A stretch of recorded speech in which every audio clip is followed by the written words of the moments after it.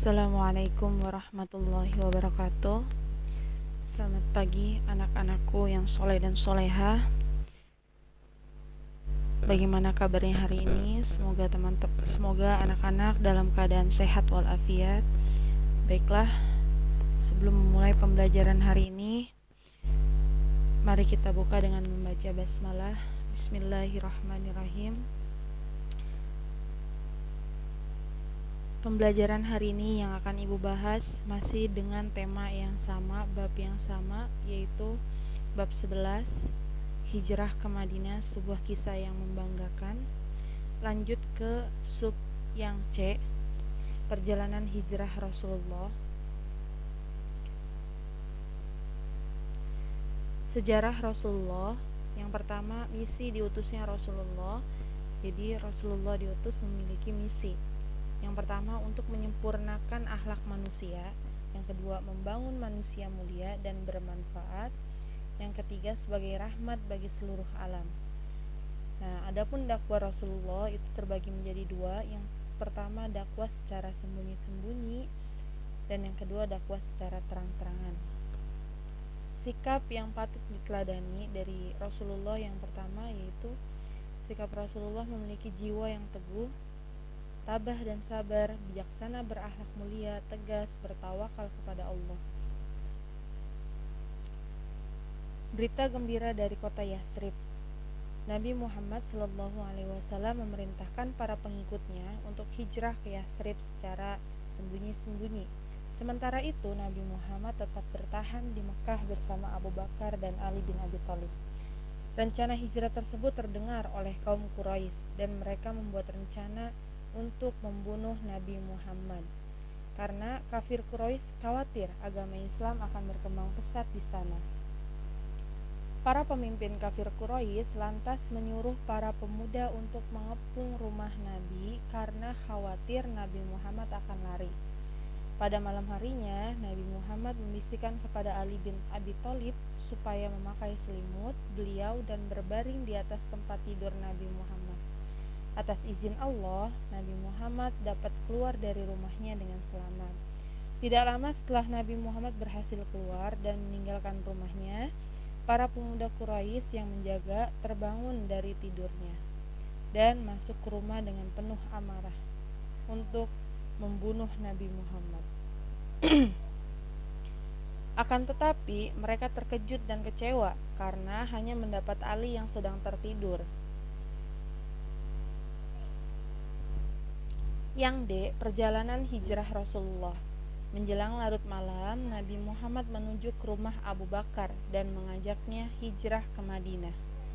Mereka berjalan menuju arah Gua Sur.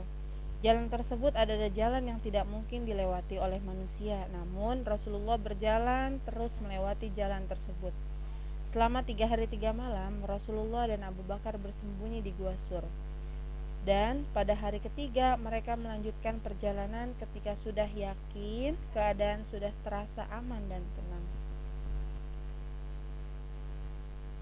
Di tengah perjalanan, Rasulullah singgah di Quba yang terletak 2 mil di selatan Madinah. Di sana beliau membangun sebuah masjid dan masjid tersebut adalah masjid pertama yang pernah dibuat oleh Rasulullah. Pada Jumat pagi beliau berangkat dari Quba dan tiba di perkampungan Salim bin Auf tepat pada waktu sholat Jumat dan mereka pun sholat Jumat bersama. Akhirnya Nabi Muhammad SAW tiba di Madinah tepat tanggal 13 Rabiul Awal.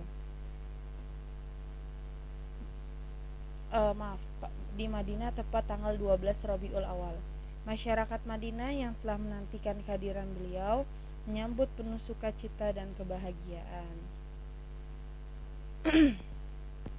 Dakwah Nabi Muhammad di Madinah. Setelah sampai di Madinah, Rasulullah mengembangkan dakwah melalui yang pertama membangun masjid, mempersaudarakan antara kaum Ansor dan Muhajirin, menjalin hubungan persahabatan antara kaum muslim dan non-muslim dengan menyusun piagam Madinah.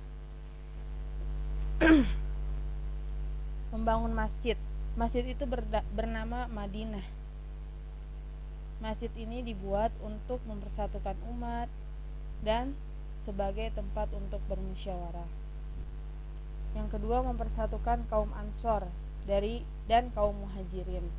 Di antara para sahabat yang dipersatukan adalah dari kaum Muhajirin, yang pertama Abu Bakar, yang kedua Umar bin Khattab, yang ketiga Bilal bin Rabah, yang keempat Amir bin Abdillah, yang kelima Abdul Rahman bin Auf, yang keenam Zubair bin Awam, yang ketujuh Utsman bin Affan, yang kedelapan Tolha bin Ubaidillah, yang kesembilan Abu Huzaifa bin Utbah, yang kesepuluh Ammar bin Yasir. Adapun dari kaum Ansor, yang pertama Harijah bin Zuhair, Itban bin Malik, Abu Ruwaihan, 4 Sa'ad bin Mu'az, 5 Sa'ad bin Rabi, 6 Salamah bin Salamah, 7 Aus bin Sabit, 8 Ka'bah bin Malik, 9 Ubbah bin Bashir, yang ke-10 Huzaifah bin Al-Yaman. Nah, materi pembelajaran hari ini bab 11 sudah selesai. Nanti ibu akan mengirimkan link tugas dan kalian akan mengisi link tersebut di Google Form. Jangan lupa tugas yang kemarin, yang pertama, yang kedua segera dikerjakan, karena nilai tersebut akan menjadi nilai tambahan kalian untuk di rapat kalian. Itu saja yang dapat ibu sampaikan, kurang lebihnya mohon maaf. Wabillahi taufiq wal hidayah. Wassalamualaikum warahmatullahi wabarakatuh.